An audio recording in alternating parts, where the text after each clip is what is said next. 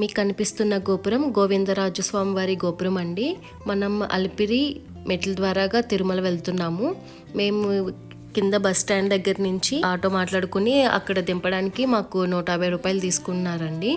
అక్కడికి వెళ్ళాక మాకు ఒక అరగంట సేపు పట్టిందంటే కొబ్బరికాయ కొట్టి మొదటి మెట్టు దగ్గర కొబ్బరికాయ కొట్టి స్టార్ట్ చేయడానికి. ఇక్కడ మీకు కనిపిస్తుంది కదా నడకదారి అని, అక్కడి నుంచి లోపలికి వెళ్ళాక ఇలా చాలా మంది వచ్చేసారండి. ఒకేసారి ఎంతమంది ఉన్నారు. అక్కడ కొబ్బరికాయ కొట్టి అక్కడ దండం పెట్టుకుని ఎవరైనా స్టార్ట్ అవుతారు.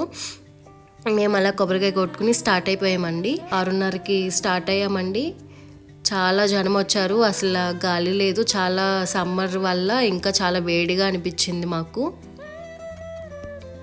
ఇక్కడ దండం పెట్టుకుని స్వామివారు ఉంటారండి మొదటి ఇక్కడ దండం పెట్టుకుని అందరూ నడకదారి అనేది స్టార్ట్ చేస్తారు. ఇది ఫస్ట్ గోపురం అండి.